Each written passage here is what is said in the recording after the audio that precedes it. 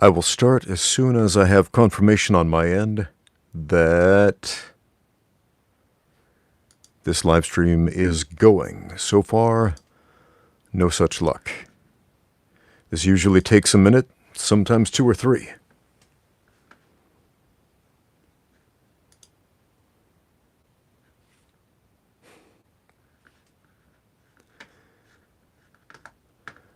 Just refreshing my screen here.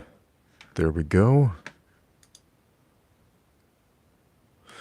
Sweet, I've got sound on my end. So, welcome to the chat, everybody. Sweet, Martial Geeks is here. You're the first one here, dude. Welcome. Hang those up for a minute.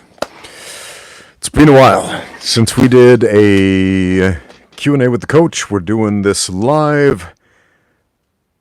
Sweet, we've got confirmation the sound is fine. Great. That's good to know. It's Ramsey Dewey over here in Shanghai, China. Welcome to this edition of Q&A with the coach. So, as usual with the live Q&As, leave your questions in the chat and we'll answer them. Priority will, of course, be given to super chats. So, drop some of those if you feel like it. If not, I'll do my best to answer as many of the questions as I can. Anik from India is in the chat. Sensei Jeff is in the chat. Doc the Butcher is here. Man in a Van Martial Arts is here. I hope that is the name of your dojo. I don't think it would be very popular with the soccer moms out there hoping for a great place for little Timmy to train, but I would love it if that is a real thing. Man in the Van Martial Arts. Sweet. The Fox is here. All right. Oh, finally a comment. And it's in Spanish. Por fin te encuentro en vivo. Saludos desde Buenos Aires. 6 años de Karate Do y ahora haciendo cross-training con MMA por tu influencia. Gracias, Big Rams.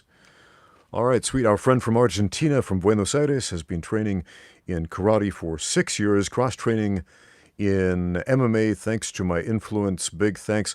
Hey, thank you for getting out there and training, taking the best advice I can give you. Get out there and train.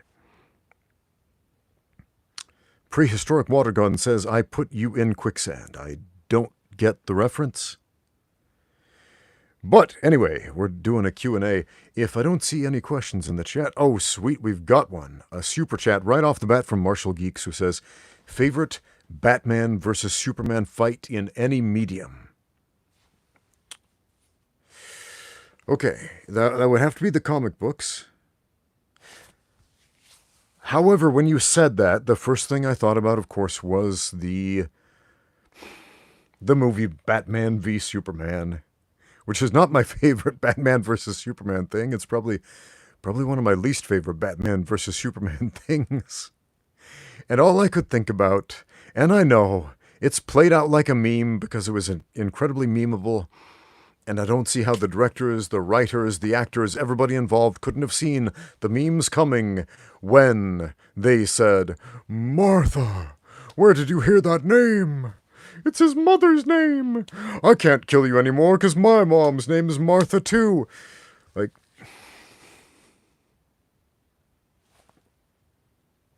what happened? What happened to the DCEU, man? I mean, it had a rough start, it had a rough middle, and it had a rough end. Let's be honest. Let's be honest. How is it that the DC animated movies, the animated movies are so good, and the live-action ones were just weird, and they got so many things wrong? I don't understand it. Typical DCEU superhero movie goes something like this. Over-explained superhero origin story for a superhero that everybody already knows. And even if you don't know, you know, right? We all know Batman. We all know Superman. We all know these have been in the public zeitgeist forever. Okay? And this goes on and on and on. And then they make it as depressing as possible down to the color palette. And then it ends with a energy sky beam and some maniacal villain screaming something like, "Destroy them all!" Writing. Incredible writing. But you asked about my favorite Batman versus Superman fight in any medium. I'm trying to remember the last time I read a comic book where those two squared off in any way, and it's been over 20 years. So I don't even remember which particular story arc that was. I do, however, remember Batman had a kryptonite ring that he kept in a lead safe just in case Superman got out of hand, and so he puts on this kryptonite ring and starts punching Superman around. And that's the thing that happened in the comic. We have a super chat from Brave Lil Spidey, who says, "Hello, Ramsey. Glad to see you on at a good time for U.S." Yeah, it's a good time for the U.S. It's a terrible time for here in Shanghai, China. It's 2:07 in the morning. This is a terrible time to stay up till. But I'm doing it for you, folks. I'm doing it for the fans out in the West. Hello, Ramsey. Glad to see you on a good time for the U.S. What is your assessment on owing a debt to Gracie for our martial art?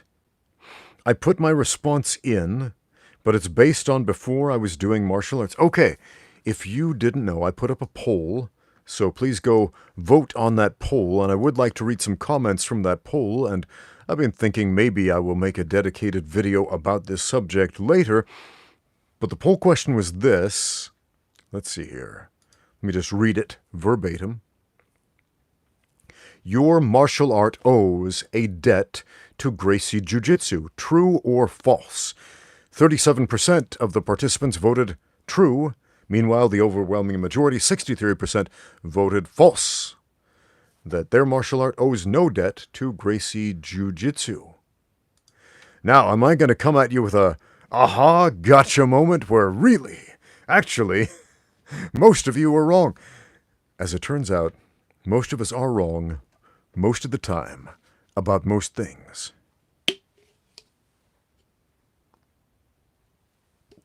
But let's discuss this. Doc the Butcher says, Jiu-Jitsu is way older than the Gracies are. That's true. Mixed martial arts is also way older than the UFC. In fact, there were multiple mixed martial arts organizations. We're not talking about ancient pancration or anything like that, but multiple mixed martial arts organizations in the United States that predate the UFC. So what made the UFC so special? It caught our attention, and it persisted, and it became popular, and it entered the public zeitgeist, much like Superman and Batman. So no longer do they need an explanation. No longer do we need to explain the origin story behind the UFC and all of that. So I want you to think for a minute. Gracie Jiu-Jitsu is not just about the techniques. It's not just about people with the last name of Gracie who have taught or done Brazilian Jiu-Jitsu in some capacity. And it's not about whether or not your martial art has anything to do with Gracie Jiu-Jitsu or grappling. It is basically, I'm asking you, because of Royce Gracie and Rorion Gracie, who facilitated the original UFC, and because of the advent of the UFC, which essentially changed everybody's perspective of martial arts and combat sports forever, has that changed your martial arts training, your martial arts school, your practices, etc., in any positive, measurable way to which you could essentially say, hey, to this degree we are indebted to those particular Gracies who made that thing happen? A lot of you can say, well, yeah, sure. because of that, we train more realistically. We cross-train. We learn to grapple. We do all of that. And a lot of you are stuck in a bubble, a pre-1993 bubble, where the floor is lava and cross-training is a sin. Let's discuss that more later. We have some more super chats. Craig from Craigslist says, "Hi Ramsey, what is something you wish all students would consider before starting combat sports?" Ooh. Wow. Huh. That's a tough one. What's something I wish all students would consider before starting combat sports? Okay, got it.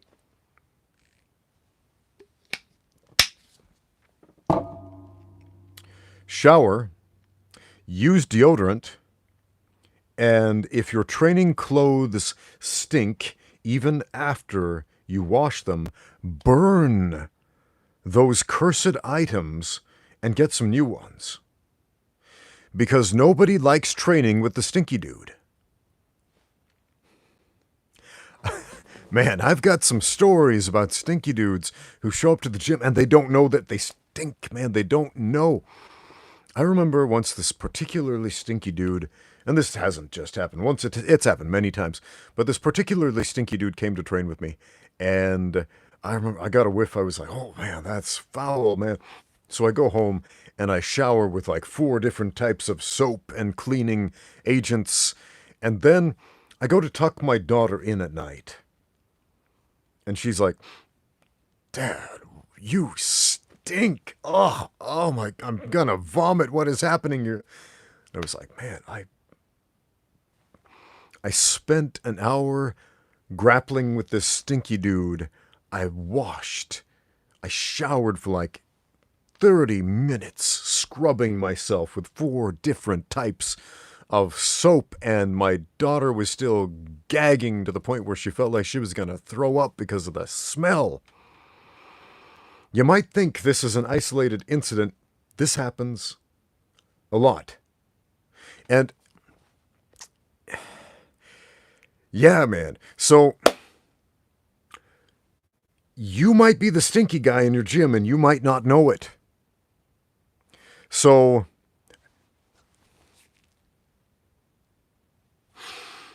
I'm going to repeat that. Something I wish that all students would consider before starting combat sports is that they might be the stinky guy. So wash, shower, scrub. And again, if you have some old used clothes, because sometimes you get the stench in them and you can't even wash it out, burn those, get some new ones. We have another super chat. Hold on. It's auto-scrolling. Let me scroll back here. Another super chat from NKS432, who says, "Ramsey, long time. Are you getting out and training?" Yes, I got out and trained twice today. Strength and conditioning and mixed martial arts training. Are you getting out there and training? I'm giving up combat sports for Uechi Ryu. Okay, a karate style. Best SM and Bats movie animated world's finest. Okay, yeah, okay, sure. Good movie recommendation. All right. Cool. Oh, sweet.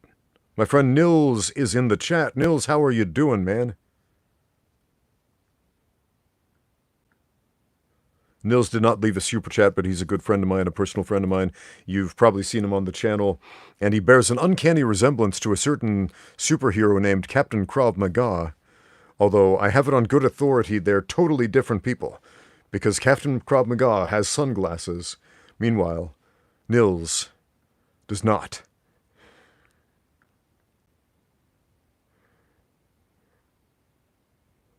Okay, I think we had a few more super chats. Let's check those out. Okay, Prism sends in a super chat and says, "Coach, what do you think about Japanese kickboxing? I've been watching some top guys lately. Takeru Noiri, Yoza, and their techniques are fascinating." I don't know who any of these guys are. And you could probably tell that right away based on my pronunciation of their names. Because my Japanese is not particularly good. It's limited to simple phrases like, Anato no namae wa nan desu ka? Which ironically means, what's your name? As we're discussing Japanese names that may be difficult to pronounce. And then someone might tell you your name and you won't be able to even remember it. What?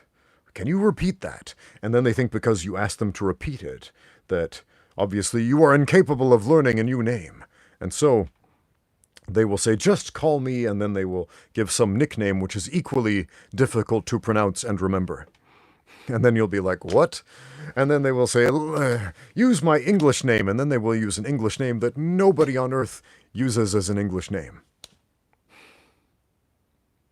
I've had this experience many, many times, not just with Japanese people, generally, many, many times with many people from across the world speaking many different languages. So what do I think about Japanese kickboxing? Again, I'm not familiar with any of these names. I have seen some good Japanese kickboxers over the years. I haven't really watched for a specific style coming out of Japan that I have not seen or noticed from other places. So I would be curious, Prism, what specifically about these fighters that you're noticing or seeing that really stands out to you? Because I would like to take a look at some of these guys, maybe study their techniques and look specifically for what you may be noticing. So sorry for a kind of disappointing answer there, but sometimes the best answer you can give is I don't know. I can't tell you how many times I've had people just make up data, just pull the data out of their butts. And man, there was a dude who left me a comment on one of my videos where I discussed Bruce Lee. It was a question somebody asked me, how do I think Bruce Lee would fare against other martial arts actors if they fought? So, for example, Bruce Lee versus Tony Jaa, Bruce Lee versus Jean-Claude Van Damme, Bruce Lee versus Jackie Chan. What would happen if they had a martial arts fight? Who do I think would win? And so I weighed in on that question, and this guy got very angry and upset because I suggested that in some of these matchups, Bruce Lee might not actually win. And so he was like, you need to do your research first, man, because Bruce Lee... And then he cited a bunch of completely uncertifiable nonsense that he pulled out of his butt. And it's like, why do people do this? Why do they just make stuff up all the time and try to pass it off as facts and then say, you need to do your research? If you were that sort of person who is misusing, just completely mutilating the word research like that, stop it. Stop it. For your sake and the sake of what research actually is, stop.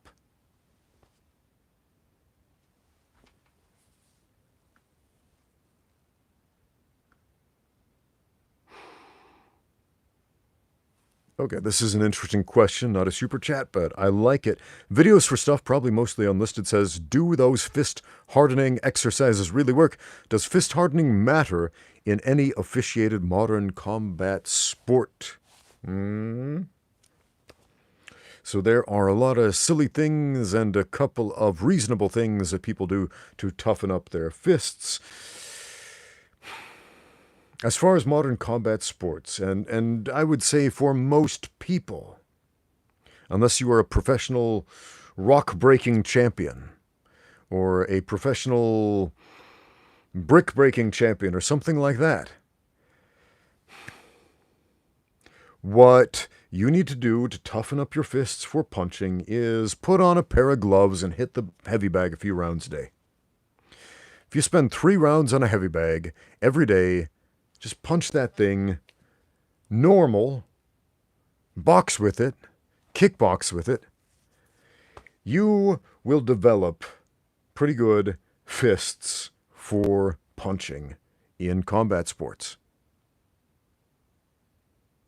So, Yeah. Do you need to do something crazy like punch a makiwara over and over again? Not really. I mean, you can. But do you need to? No. Do you need to come up to a concrete wall and do little pitter-patter punches on it? No. You can, but do you need to? No. Just put on a pair of gloves, hit the heavy bag. We had a couple of other interesting questions, but first a super chat from Martial Geeks. Would you maybe review one of my MMA fights? Okay. Interesting. That sounds like something right up my alley. Would you maybe review one of my MMA fights that I have footage of on YouTube? I can actually fight and do more than just poo-poo fake martial arts on YouTube, even though I enjoy it very much. Yeah, man, send me a link of a particular fight you would want me to see, or if you just want me to pick one, I'll just head over to your channel and take a look. Yeah, we can review one of those. For sure. Sounds like fun.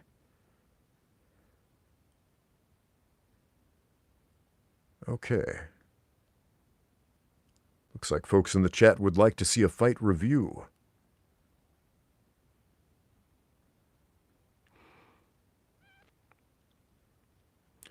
Milo Fitness asks a question I get asked a lot about our friend formerly known as Red Chucks and Swolverine. He says his channel disappeared off the face of the earth.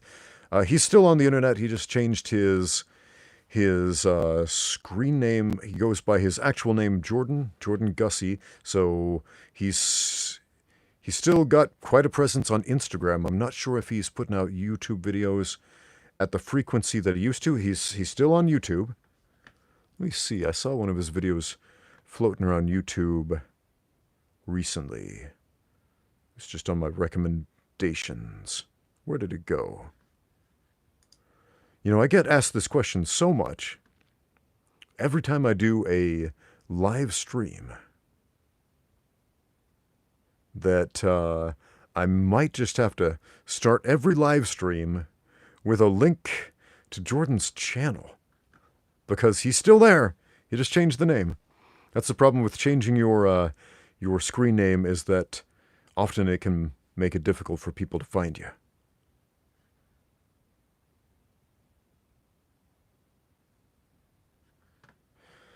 Oh man, the palm strike question again.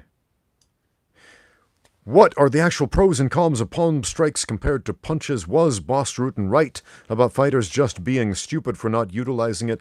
Did Boss Rutan actually say that? Do you know why Boss Rutan used palm strikes in those old pancrase fights? It's because that was the rule. Closed fist punching was not allowed in pancrase fights. Everybody in pancrase fights used palm strikes. Everybody, every knockout that happened with a hand strike in pancrase happened with a palm strike. Everybody who was a knockout artist in that sport did it with palm strikes because that was the rule. As soon as Boss Rutan went over to the UFC, as soon as every other pancrase fighter went over to the UFC and they put on the MMA gloves, they started punching just like everybody else. Why? Because a gloved-up, taped-up hand is objectively a better weapon than a palm. Why? You have more distance, it's a harder weapon, it's reinforced. A hand like this, okay, you have one fist less reach than you otherwise would have.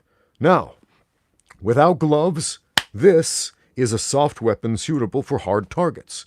This is a hard weapon suitable for soft targets. Remember, soft weapons against hard targets, hard weapons against soft targets. So if you are punching the eyeball and your accuracy is that good, yeah, use your knuckles if you're fighting barehanded.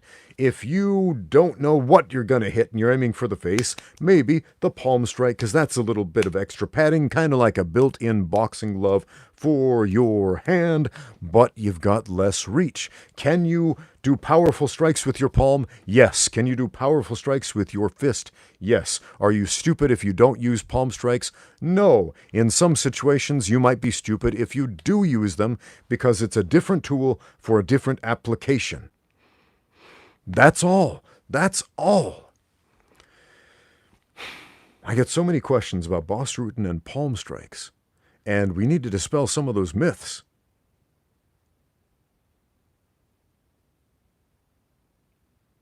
There was another question I saw here I thought was interesting. Is BJJ a waste of time for self-defense? I would say, generally speaking, training for self-defense is a waste of time, period. Because here's what's statistically going to kill you. It's not a fight of martial arts. It's not some dude jumping out of the shadows and attacking you in hand-to-hand combat or even with a weapon. It's heart disease. It's a stroke. It's vehicular accidents.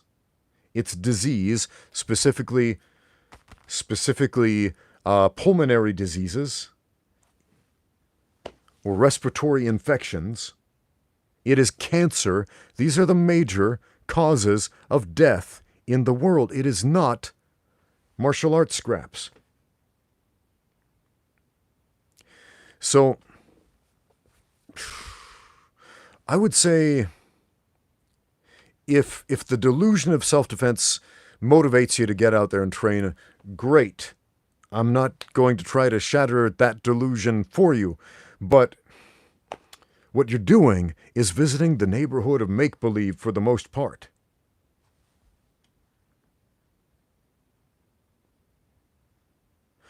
What is Brazilian Jiu-Jitsu good for? It's good for mastering the defensive aspect of grappling. There you go. Is it possible that a bad guy could jump out of the shadows and throw you on the ground and put you in a compromising position where Brazilian Jiu-Jitsu could be useful and potentially save your life? Yes, that's entirely possible. And monkeys might jump out of my butt too. One of those is more probable than the other. The entire point is, the self-defense industry is fear-mongering. And I absolutely hate fearmongers. And they have no place here. Sweet, we have a super chat from Prism who says, LMO, Japanese guys are great in mixing Western boxing with karate. Okay, that's awesome. All these guys I mentioned fight in 1FC. Okay. Masato from K1 era is also great to watch. Yeah, it's been a while since I watched the 1FC kickboxing matches or Muay Thai fights. So, yeah, I'll go back and take a look at those guys. Thanks for the recommendation. It's always good to get some recommendations for up and coming impressive fighters. We have another super chat from Craig from Craig's List who says, which combat sport would impress my girlfriend's dad the most? Oh, man. Probably fencing. And I'll tell you why. It's not because fencing is some badass martial art that's going to impress people and make them think, oh man, this guy can probably defend my daughter. It's more likely that fencing is going to give the people the impression that you probably have some money, you're probably a person of means, if you're doing a hobby like fencing, and therefore you can probably financially support his daughter.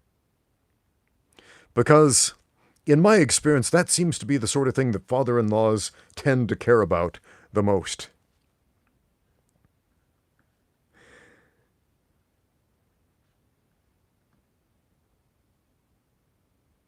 J-Cat says, do you think the name mixed martial arts contributes to the misconception that one has to train in multiple arts and become proficient in them before training in an MMA gym? What would you name it? Yeah, that's probably part of it. You know, before the term mixed martial arts was commonly used,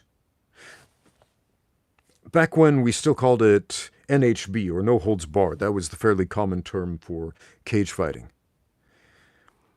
I remember when YouTube was fairly new, there was a guy and he had a martial arts channel and it was mostly karate stuff. But he called his videos mixed martial arts. He called what he was doing, this karate, kung fu, taekwondo sort of hybrid thing he was doing, mixed martial arts. And it was basically just kickboxing. And I remember At first, nobody took issue with that, but then later, when the sport done in the UFC was essentially rebranded as mixed martial arts rather than NHB or cage fighting, this guy started getting some flack, and people were saying, that's not MMA. MMA is like, you grapple and punch, and you just punch and kick. That's kickboxing. What's up with that? And then he tried to defend himself, saying, no, I'm mixing my martial arts. I'm mixing karate and kung fu and taekwondo. So, but yeah, the name definitely makes people think some things along the lines that you suggested there, that we have to go out there and cross-train and master a bunch of different martial arts before we can even go to an MMA class. So what would I name it? I think I would use the name that my mom gave it, which was that wrestle punch thing. That wrestle punch thing, yeah. Back when I was still competing, when I was still fighting, every time I talked to my mom on the phone, she would say, are you still doing that wrestle punch thing? Yeah.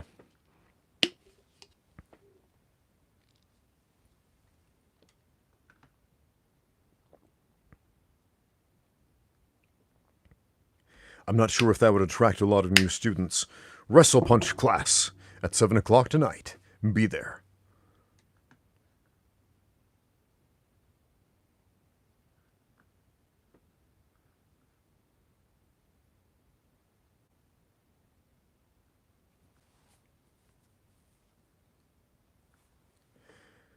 Juan D asks, how did I stay motivated when you were weak and progress was so very slow? I remember you had to start from basically zero, not even basic stuff. Yeah, if you know much about me, I was a, how can I put this? I was a weak skeleton string bean stick man of a boy. And even into adulthood, at the age of 19, I weighed about 98 pounds at a height of 6'1". So I had a BMI of like blowing away in the wind. And I got sick all the time. And then later in life, I put on a bunch of weight. And then I ended up losing it all after I got sick. I had some how can I put this? Intestinal issues, had to have multiple surgeries, spent a bunch of time in the hospital dying and suffering, and it was the worst. And I went through several years where I was yo-yoing from dying, like being a skeleton with skin on, to bulking up to something like 200 pounds. And then, back to the hospital, back to dying again. And so I experienced some contrasts there, which were... I know what it's like to suffer. I know what it's like to just be so weak you can barely handle life in this physical universe, where you're holding on by a thread. And I know how to abound, if you will. I know how to experience the opposite of that. So if you experience one extreme, that means the other extreme is also a possibility. How did I stay motivated when I was weak and progress was slow and hard? Because I realized the alternative is, if I don't, I remain weak and sick, and I'm probably going to die.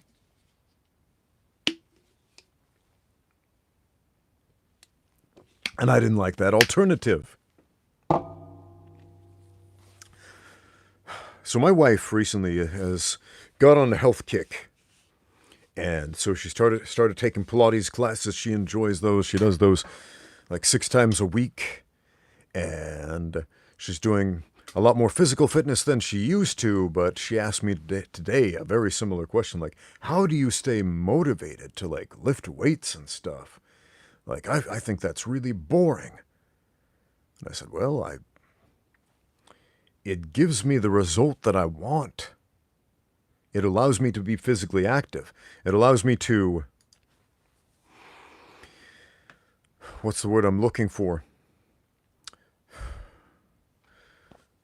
It allows me to walk.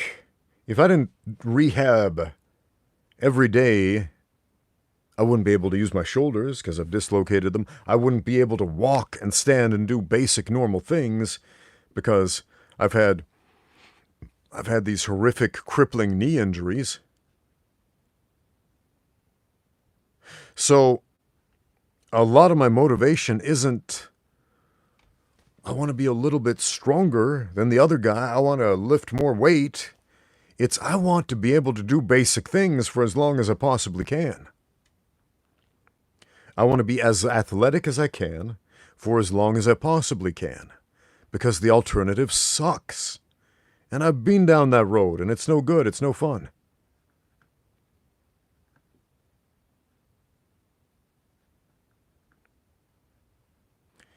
Ace of Spades says, why so few judo schools? It's probably your geographic location. Some countries, some areas have lots of judo schools, and some have none.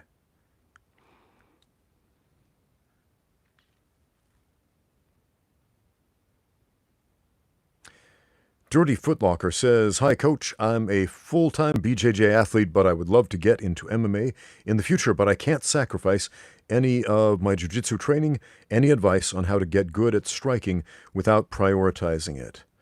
Okay, you're going to have to at least do some part-time work on striking.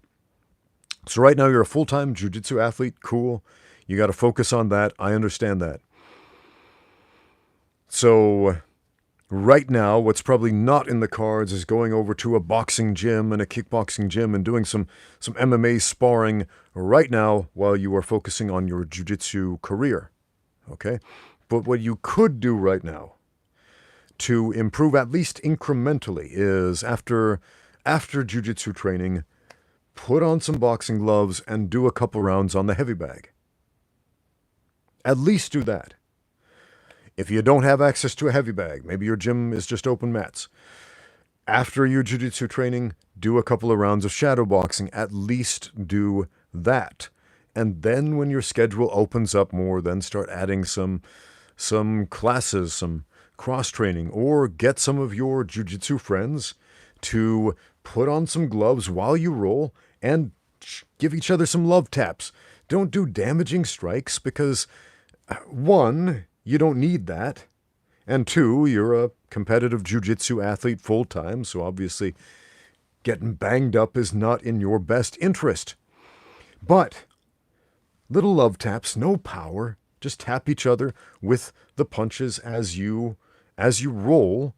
You're going to learn a whole lot about how to use your jiu-jitsu and MMA competition that you are not presently learning from jiu-jitsu class.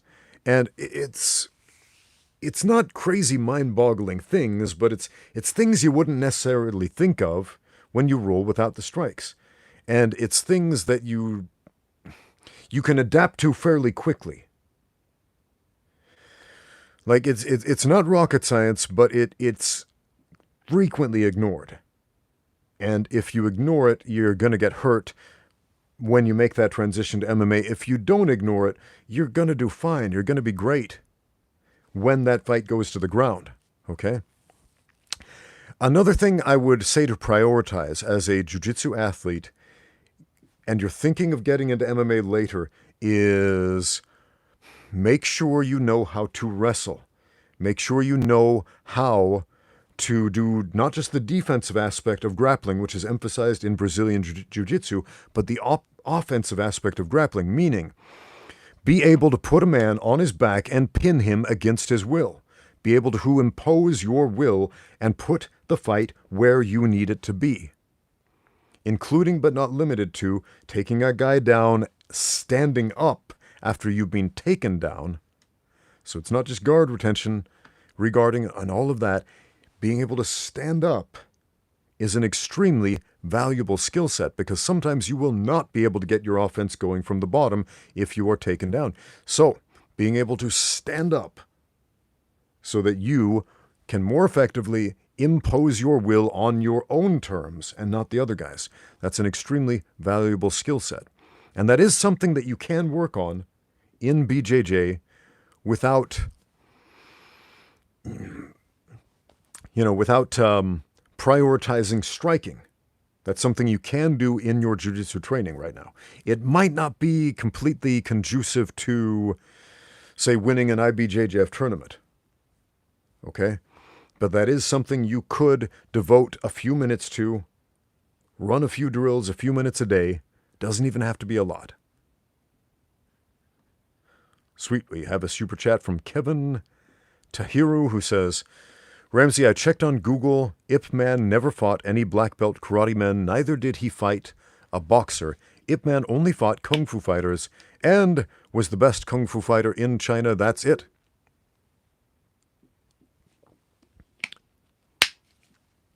Google told you that Ip Man was the best kung fu fighter in China? Huh. I know a lot of Chinese people who would get very upset about that. About hearing you say that. Because, man, there are quite a few mainland Chinese kung fu legends that are definitely prioritized here in the folklore far beyond Ip Man. So, yeah, most of the events in the Ip Man movies, especially after Ip Man 1, were highly fictionalized. So you mentioned he didn't fight a boxer. Yeah, the plot of Ip Man 2, that's highly fictionalized. Did you know, trivia point, my friend Anthony played the referee in that scene in Ip Man 2 where he fought the boxer.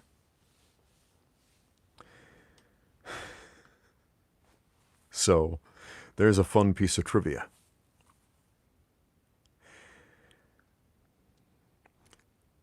That scene where Ip Man fights all the karate guys, did that actually happen? I don't know, nor do I really care about the historicity of that particular scene.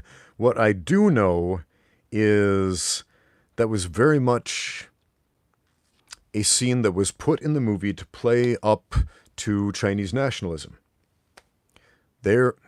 China versus Japan, ever since the atrocities in Nanjing, actually even before that, has been a big thing. So if you want to get a group of Chinese people really riled up about politics, bring Japan versus China into the equation. And so that movie, based in that era, where you have Chinese people being oppressed by the Japanese, and then a Chinese man, a brave, strong Chinese kung fu guy, beats up the Japanese guys. Yeah, you're going to get a lot of Chinese people cheering for a scene like that. Woo! Think of it this way. How many movies, Hollywood movies, have you seen where the bad guys were Nazis? Were German soldiers from World War II? I've seen quite a few. Just to name a few off the top of my head. Every Indiana Jones movie. Just about.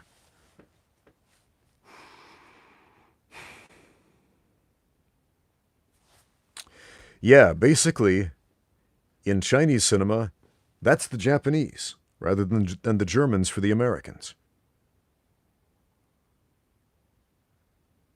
Kevin Tahiru sends in another super chat. Also, Bruce Lee beats Ip Man in a real fight, because Bruce Lee was the first mixed martial artist, whilst Ip Man only knows Wing Chun. It's funny how many people say Bruce Lee was the first mixed martial artist, when that's objectively untrue, and we could go into detail about how many mixed martial artists there were before Bruce Lee. But man, Bruce Lee knew and trained with and was friends with a man named Jean LaBelle, who actually competed in a real mixed martial arts fight that was televised and recorded, and you can watch here on YouTube, before Bruce Lee was ever mentioned in association with mixed martial arts. Jean LaBelle was actually doing it.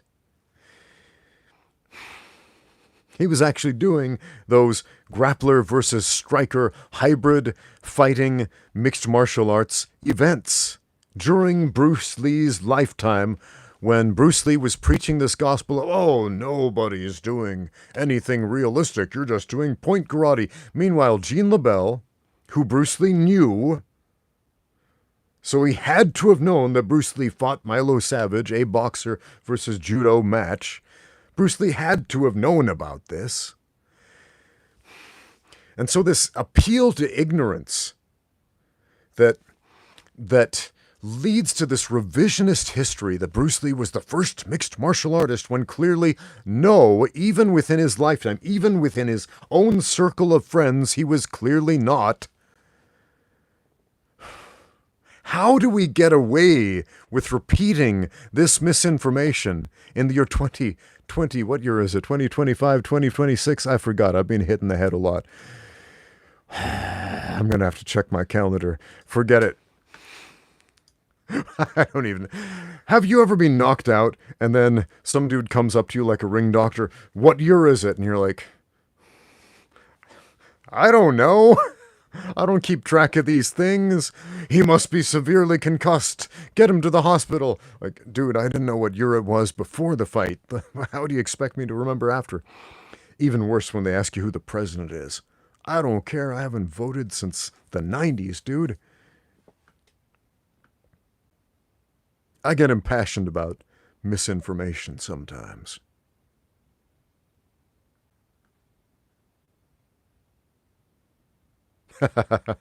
Hothead Geo says, we all know the Greeks are the real masterminds of MMA. Your friend Harry, probably. Yeah, man. If only Harry was here in the chat to remind us that the Greeks invented not just mixed martial arts, but martial arts in general and everything else that is awesome. And you might say, well, what about civilizations that predated the Greeks? Harry would remind us they were actually Greeks too. They just went by a different name.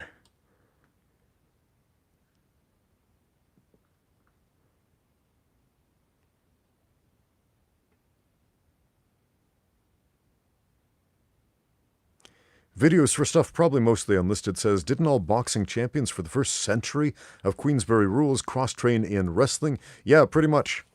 Pretty much. Like even in the first half of the 1900s, boxers were still cross-training in wrestling. And for a couple of reasons. One, the rules were a little bit different. Actually, quite a bit different. The clinch was not quickly separated like it is in modern boxing. Boxers were allowed to clinch continuously, and only if the clinch became inactive would they separate it. And so boxers had to know wrestling. A lot of boxers also competed as wrestlers. So many professional boxers were also professional wrestlers. Even Jack Dempsey did some professional wrestling matches. And some of these were scripted matches, and some of them were straight shooting, as in straight up catch wrestling. In modern boxing, there isn't a lot of urgency to cross-train in wrestling as there used to be, because most of modern boxing takes place at a different distance.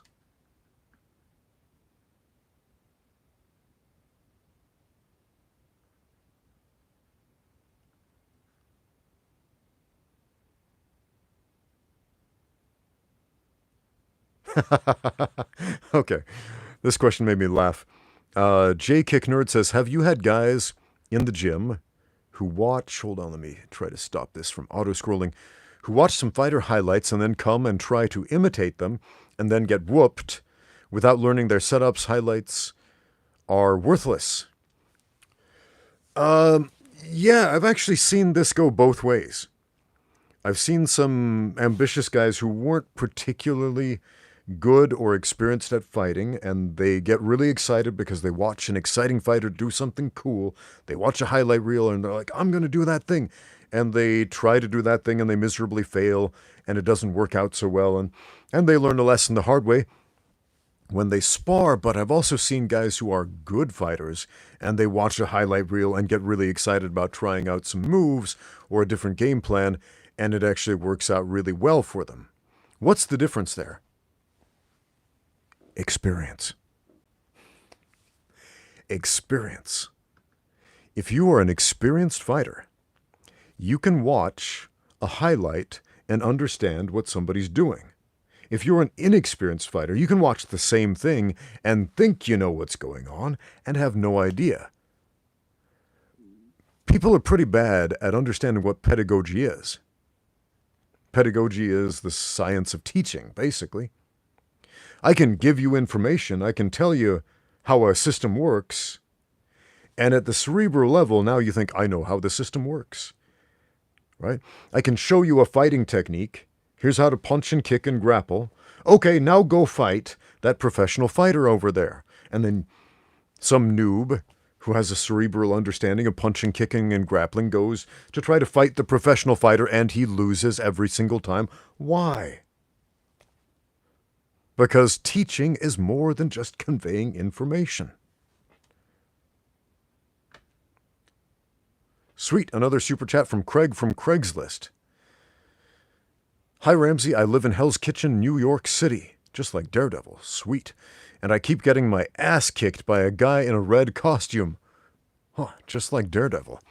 Any tips for stopping this masked do-gooder? Okay. If it is Daredevil that's kicking your butt, I would suggest either A, stop doing crimes in Hell's Kitchen, or B, exploit some of his weaknesses. Okay? So Daredevil has heightened senses, and one of those senses he relies on the most is his sense of hearing. Okay? So, if you make some really, really loud noises, you might be able to confuse him, at least in the short term. However, Daredevil has experienced this setback a number of times, so he does have some workarounds at this point. Now, if it's not Daredevil, maybe it's Spider-Man in one of his red costume variations swinging through Hell's Kitchen, then that's not going to work at all unless he happens to be wearing his Venom suit, in which case very loud noises, high decibels, loud acoustics are a specific weakness for the Venom symbiote. Looks like I missed a super chat.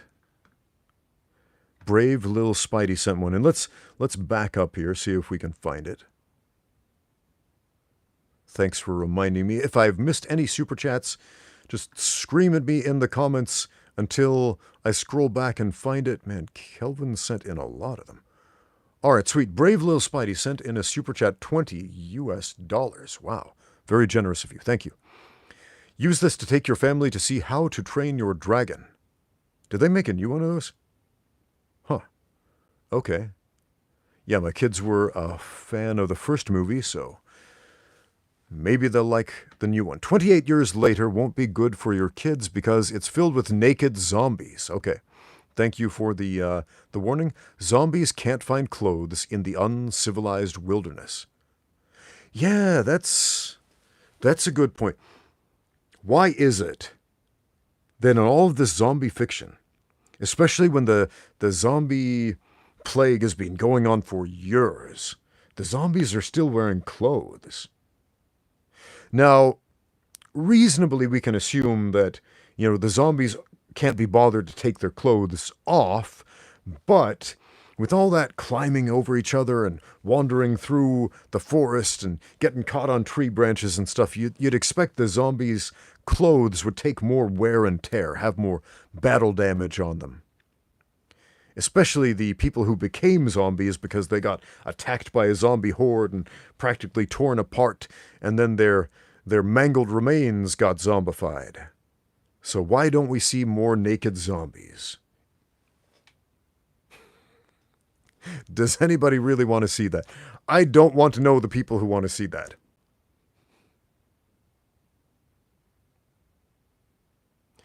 Okay, we have a clarification in a super chat from Kelvin Tahir, who says, what I meant by Bruce Lee being the first mixed martial artist was he was the first to study every martial art and took what was useful.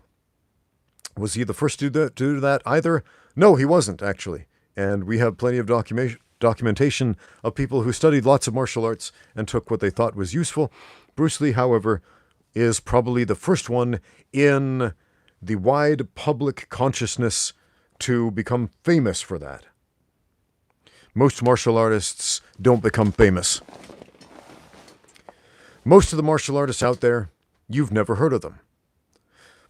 Most of the guys, especially pre-UFC, who were good at fighting, you don't know who they are. You will never know who they were because they didn't become famous.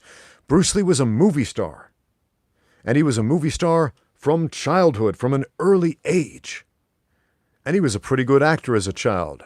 I loved him in his Cantonese language remake of, what's that called, the famous Charles Dickens novel, Great Expectations. It had a different name in Cantonese, but he played essentially Pip in a Cantonese language version of Great Expectations, and he was a great child actor. Dude was like 9 years old when he made that movie. Great acting.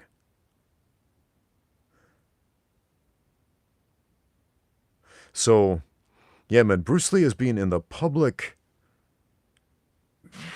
man, forever. Forever.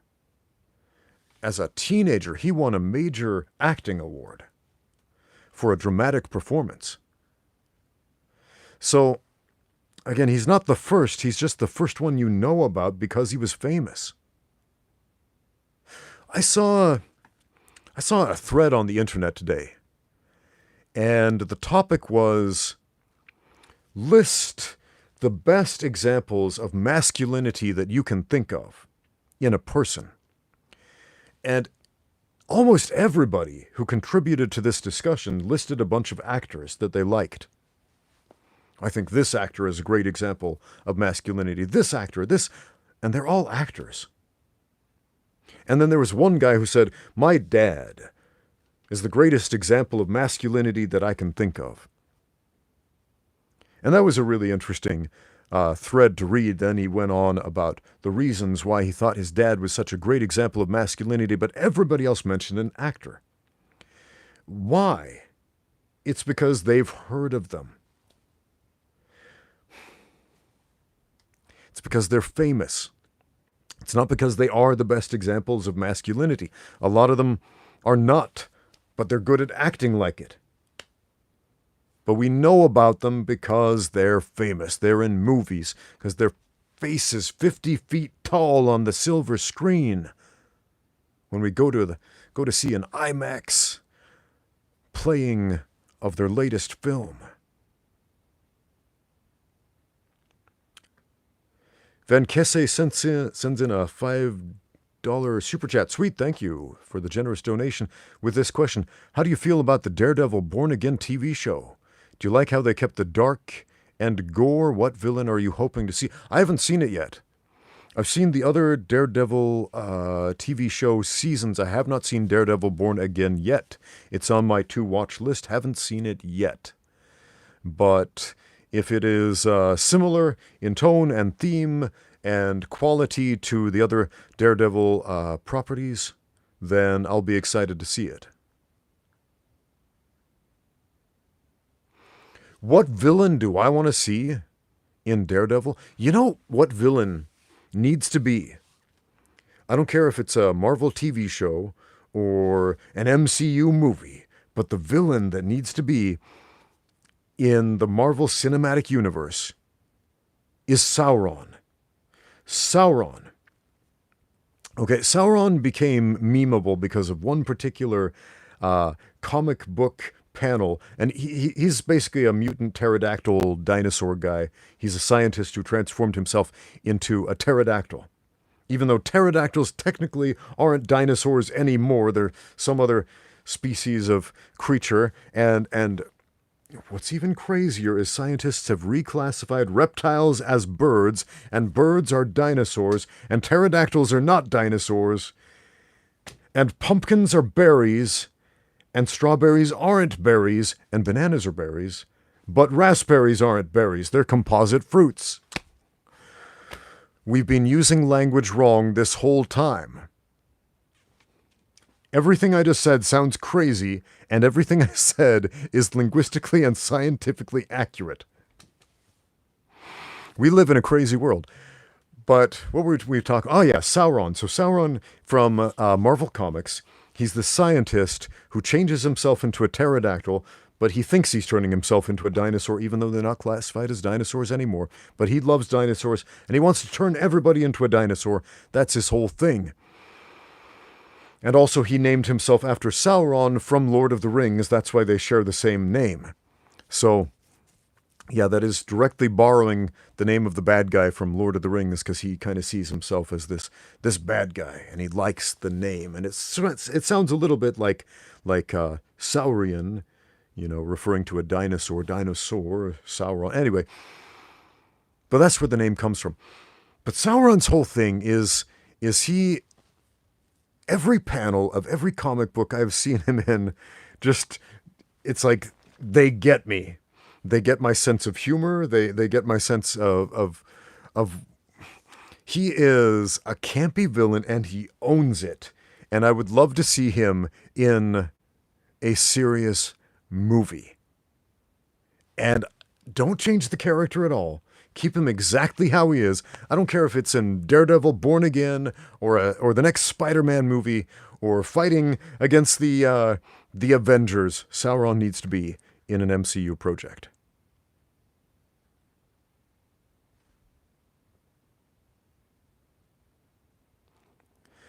Martial Geek sends in a super chat. Any chance on maybe doing another live stream together soon? Yes. When do you want to do it? Let's see here. Next week, I think Wednesday, I will be traveling to Indonesia for a couple of weeks. So I will be in Indonesia for 2 weeks. If you can do it, maybe beginning of next week, like Monday, Tuesday, those might be good. After that, we'll have to wait like 2 weeks till I get back from Indonesia. So let me know if you're down. I'd love to do another podcast live stream with Martial Geeks. That would be sweet. This guy's cool. Go check out his channel.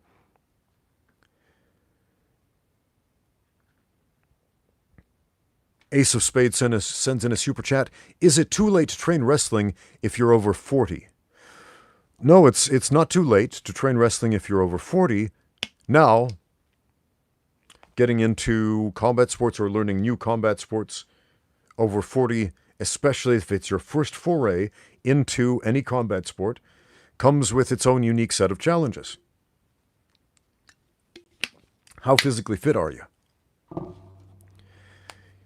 For example, if you are not particularly physically fit and this is your first time doing any martial art, any combat sport, you might have a really rough time of it. Now, if you are a physically fit person, maybe you've done jiu-jitsu before, something like that, this is going to be a completely different thing. If you're a jiu-jitsu black belt and you're 40 years old and you take a wrestling class for the first time in your life at age 40, that's not going to be quite the same as if wrestling is your first athletic thing you've ever done. So, there are 40-year-olds and then there are 40-year-olds. I'm 46 years old. I'll be 47 in the fall. And I started wrestling in my 30s. But that was not my first foray into martial arts or grappling or combat sports at all. I've been doing martial arts and grappling for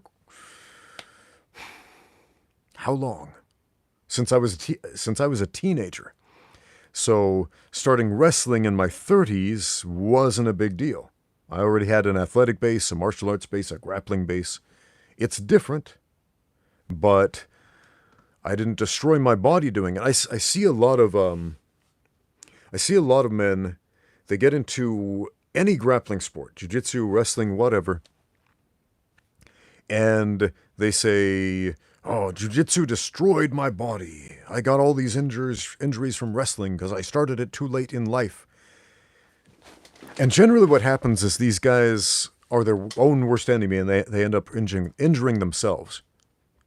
So I did a private lesson with this this girl. She is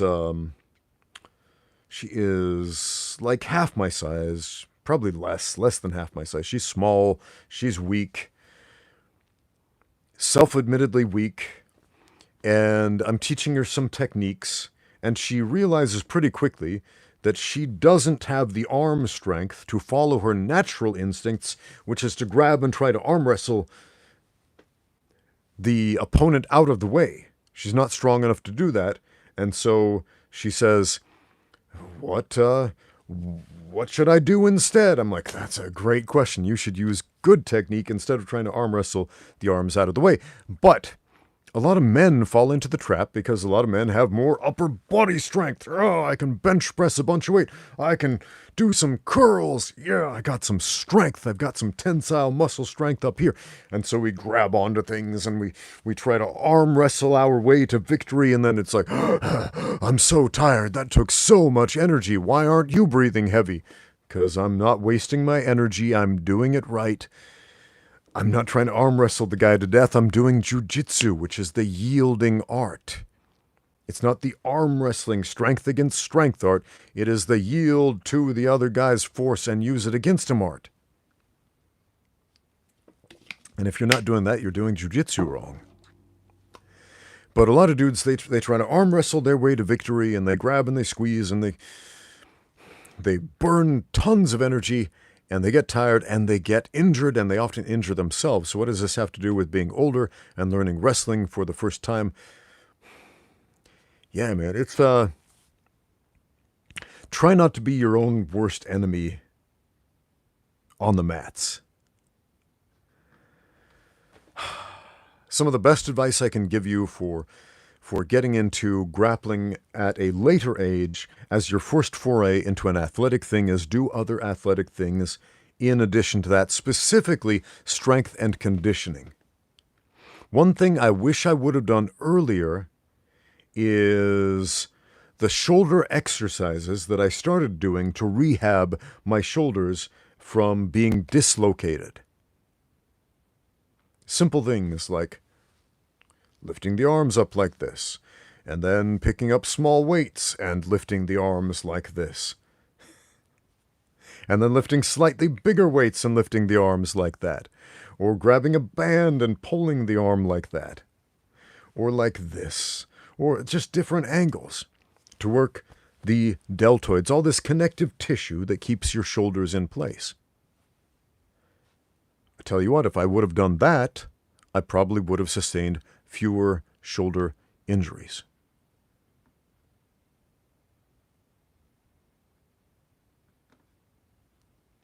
Sweet, another super chat from Bogus Blade Gaming, who says, "Hey Rams, I started grappling recently and developed trench weasel clench in my spleen. I applied lime, jace, and necro stank in my coffee, but still hurts." Okay. What is trench weasel clench in your spleen? I don't know what lime jace is. I don't know what necrostank is.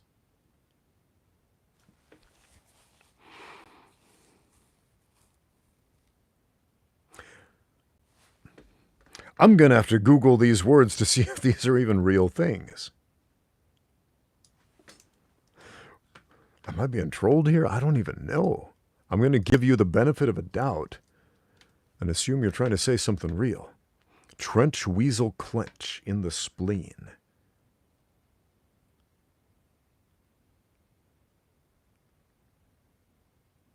What even is that? Okay, Google is not giving me anything there. Jace and necrostank. Let's look this up. Lime, jace, and necrostank. Is this some sort of home remedy? Or do you just want me to... Do you just want me to say these things out loud in my voice? Yeah, Google's not giving me any information about these funny words you're writing here. So... I'll still try to give you the benefit of the doubt here. So you started grappling recently and you developed something bad in your spleen, whatever that is. You tried to treat it somehow and it still hurts.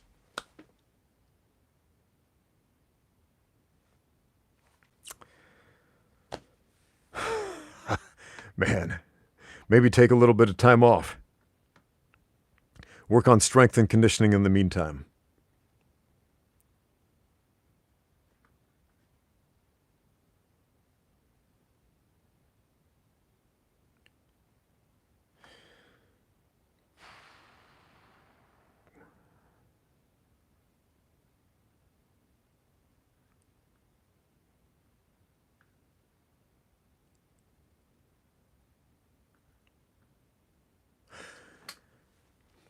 Merchant Kerr says, "Hey Ramsey, I know you are not a doctor. That is correct.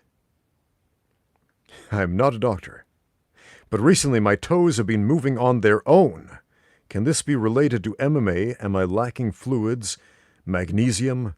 Have you ever experienced this? Any advice?" Your toes are moving on their own. Like you're having involuntary muscular contractions and your toes just start moving by themselves. So, is this related to MMA? Are you lacking fluids? You might be dehydrated. That might be a thing. So if this is happening after training and you're sweating a lot, then yeah, replenish your fluids, replenish your salts. That includes, there are a bunch of salts that we sweat out, not just table salt, sodium chloride, but also magnesium and several others. So try doing something like drinking a sports drink like Gatorade or something with some salt in it if you're sweating a lot. And have a banana, something like that. That might. And if that doesn't solve the issue, then maybe consult an actual medical doctor and see what's going on with your toes moving by themselves. Are they just wiggling, or are they trying to walk you out the door? I don't know, man.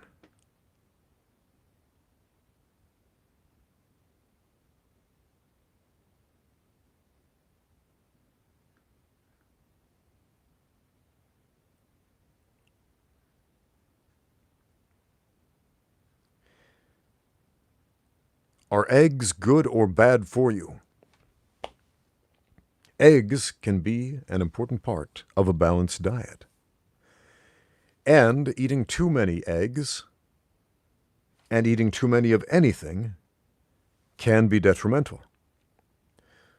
I saw a documentary on the fattest humans on the planet one day, and one of the fat people featured weighed something like 800 pounds, and he was just this Jabba the Hutt looking guy, bore an uncanny resemblance to Jabba the Hutt, physique, face, everything. And he said that he ate an entire crate of oranges every single day. We're talking like several hundred oranges this guy ate every single day, in addition to everything else he ate to amass that 800-pound girth. And when he was interviewed, he said, "Well, I thought oranges were good for you." And then his doctor said, "Well, oranges can be great for you, but an entire crate of oranges or anything is obviously going to be bad for you."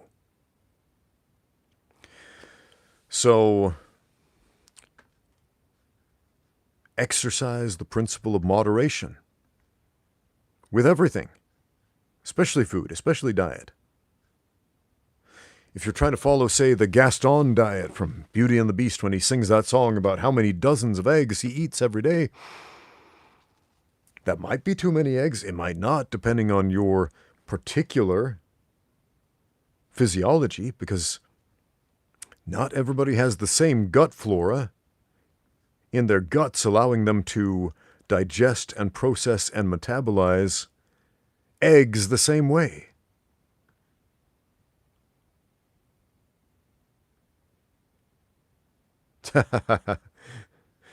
Modern health advice. Eggs and carbs are bad, but a small amount of alcohol daily is good. Yeah, I've heard people say that. What? You're eating things like eggs and meat and oats? No, just drink wine. That'll solve all your health problems. I do not endorse alcohol, just so you know. Don't drink it. Never touched the stuff. Never touched a drop in my life.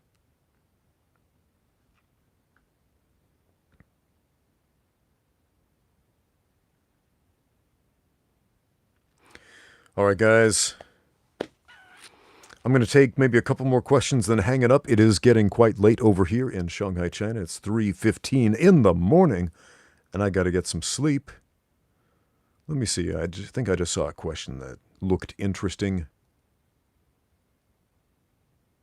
Okay.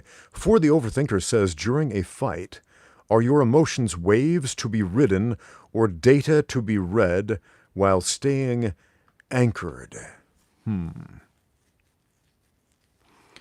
You know, I can't recall feeling any emotions at all during any fights.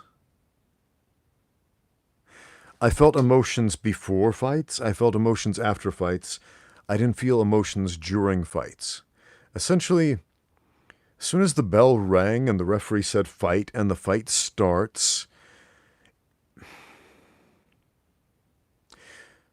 there is not really any emotional content going on there.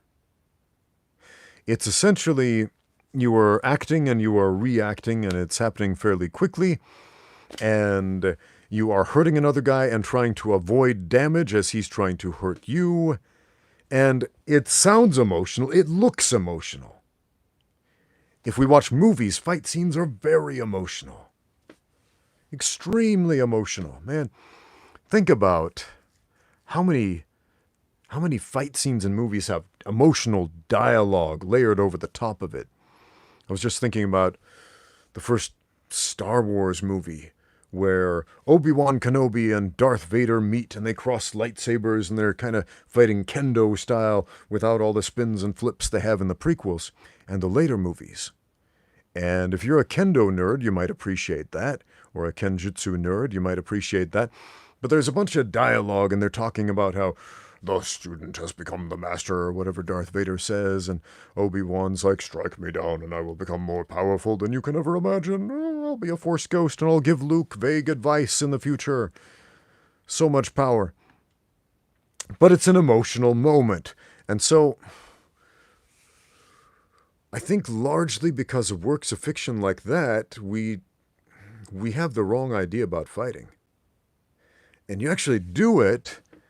And if you go into a fight, you actually do it for the first time and you expect this big emotional moment and exchanges of dialogue and expect it to be like a Japanese cartoon where they have these pauses, dramatic pauses where they monologue at each other and then you just get punched in the face a bunch of times and some dude takes you down and starts dropping elbows on you and you see a dude's armpit in your face and you're reacting on autopilot a lot of the time. And it's nothing like the fiction at all.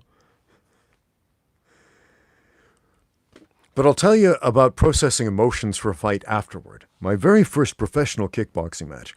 I remember I got punched a bunch. Like a lot. And I got my ear ripped off. This ear got ripped off. It was dangling by a thread. I had to have it stitched back on.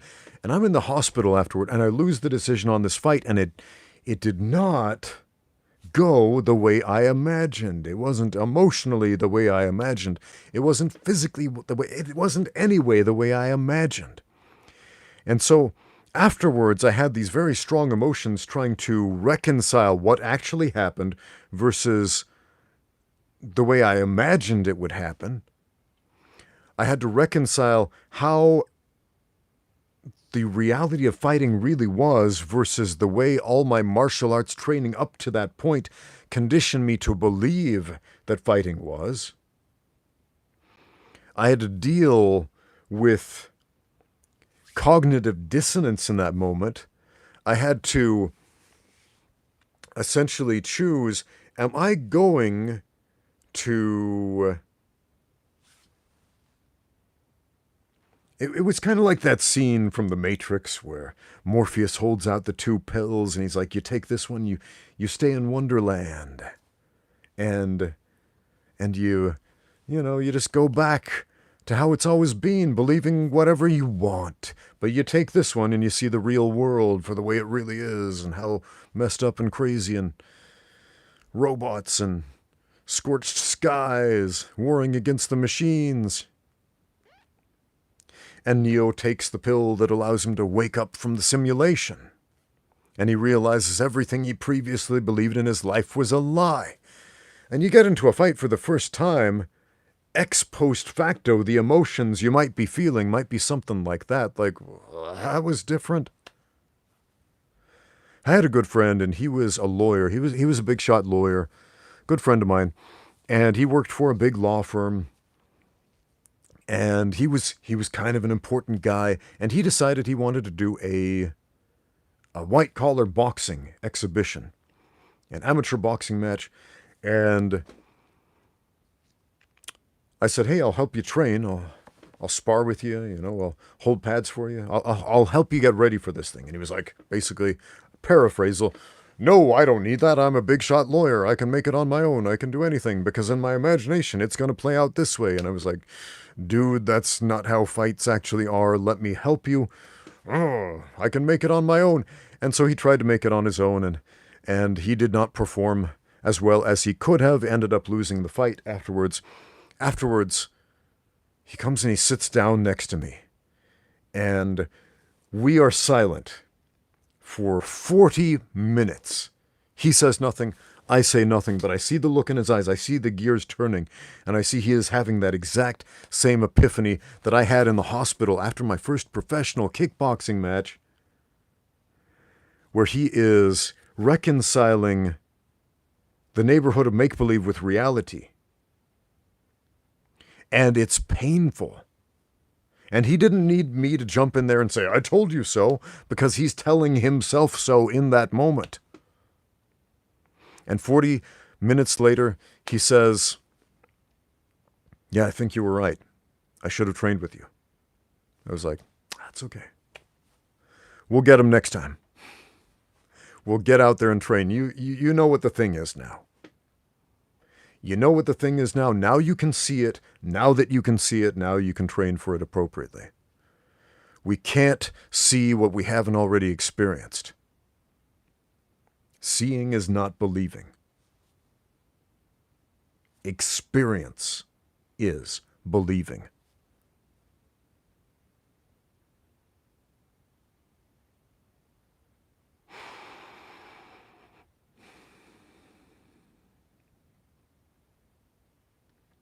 Milo Fitness says, "It's a weird idea, but could you jump, flip, roll over a guy doing a double leg takedown?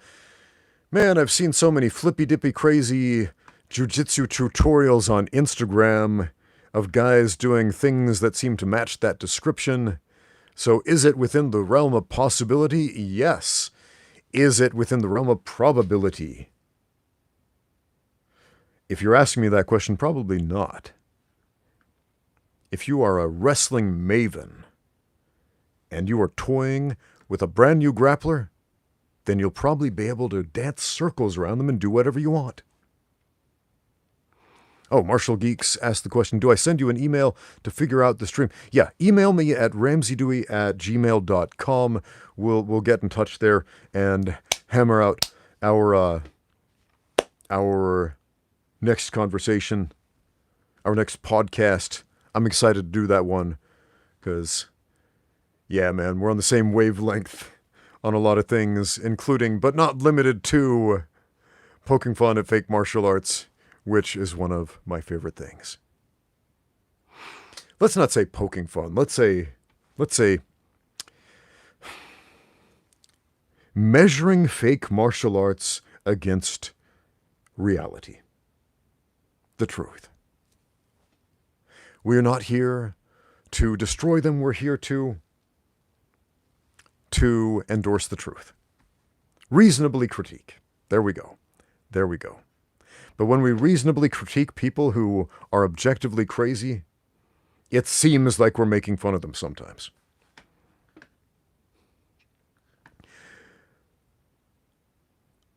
Let's see. I think I'll take one more question, then I'm going to be out of here. Luz K10 says, "Coach, how would you instruct aspiring coaches to emphasize footwork for striking and positioning for grappling when teaching new students instead of focusing on isolated combos or submissions?" I'll give you 2 drills, okay? And by drills, I don't... Let's make it 3 drills, because I use these ones together. Okay? And I think I talked about this on the last live stream, but I'll give it to you again. Touching toes, touching the back, combining the two. First drill, touching toes. And I'm giving you these drills instead of spelling out, like put your foot here, put your other foot there, put this foot there, right? Like a step-by-step instructional. A drill is essentially a game, if you will. It's got a competitive element to it. You're trying to accomplish a very specific task. That's what a drill is, right? A lot of people call sequencing a drill, but it's a sequence. That's where you learn where to put your hands and your feet and you repeat the motion without resistance. That's a sequence, not a drill. Everybody misuses that one. A drill is a thing a lot of people are now calling the ecological approach to teaching martial arts or something like that. Dude, it's just drilling. You just come up with a drill, a competitive element, have people go at it, and they learn stuff. Here's the drill. Touching toes, the first one. Two people are competing with each other to touch the other person's foot. Don't let the other guy touch your foot. That's it. You're going to learn a whole lot about footwork and level changes relevant to getting control of your opponent's leg. How does that apply to mixed martial arts? Get the other guy's leg, you can take him down. Get the other guy's leg, you can pass his guard. Get the other guy's leg, you can leg lock him. Get the other guy's leg, you have an immense amount of control you didn't have before. That's important. Second drill, touch the back. With the palm of your hand, touch, don't hit, touch the back, right between the shoulders. Don't let the other guy touch you between the shoulders. Why does this matter? In order to touch the guy in that spot, you have to have a perfect 90-degree angle on him.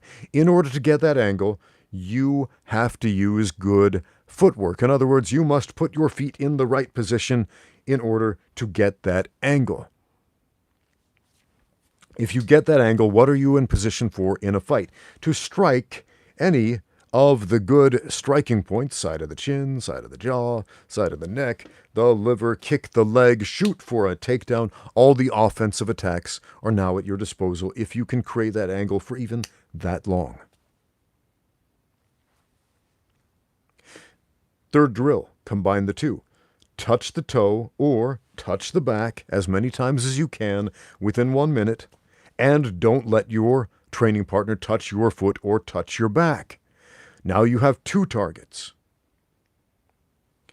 Now you're focusing on level changes, and you are hand fighting, and you are grappling, and you are working on footwork. You're doing all of these things all at the same time in a drill where nobody is going to end up getting punched in the face or kicked or bruised or concussed. And you are going to learn a lot of the same relevant footwork to mixed martial arts, while still accounting for takedowns and striking positions, without being thrown on the floor, without having somebody's entire body weight land on you, and without getting hit in a way that is going to cause injury.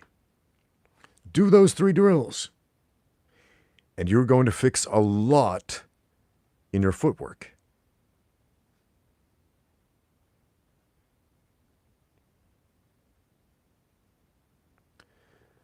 Some dude is spamming the chat right before we are going to leave. Let's see here. How do we ban pizza delivery guy from the chat? Let's see here. Ah, yes. Hide user on this channel. Goodbye.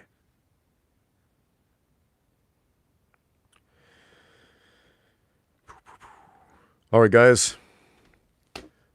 That is the live stream. Thank you for showing up today. Thank you for all the super chats. Thank you for all the questions. Martial Geeks, I will check my email and we'll set up a podcast for next week. Maybe even sooner. We shall see. Thanks for coming. Thanks for watching. Now, get out there and train.